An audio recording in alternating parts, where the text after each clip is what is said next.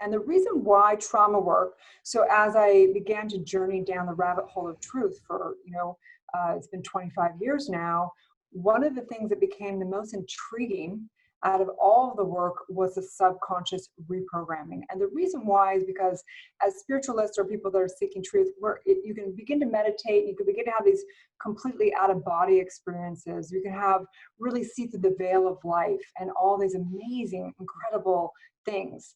But what I was noticing within myself and with the people around me is they were able to have these great, amazing, expanded experiences and be totally good with everything.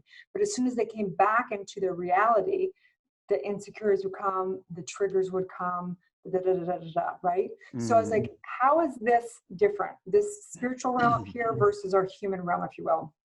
And what I found is that we actually really need to deal with the DNA.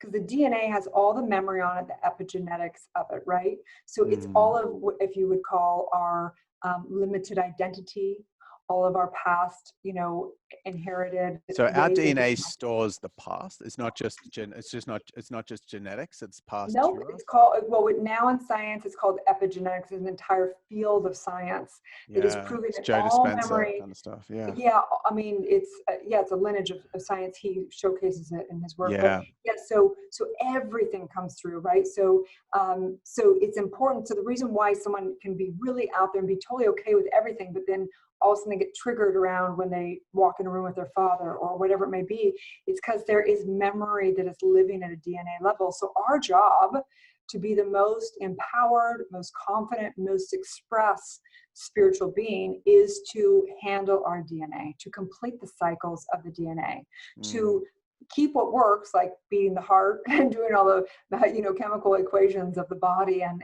being able to remember things like not having to think of every time we take a step, because if there's memory that we want in the body, right?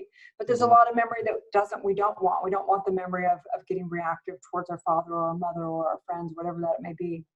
So this is where trauma work is so important, because we don't know where that a reaction is coming from. It might be, some trauma that's happening in the child here, but we also do past life traumas. It can be something that's stemming from way deep down in there that happens. And the subconscious mind gets programmed basically 3 ways.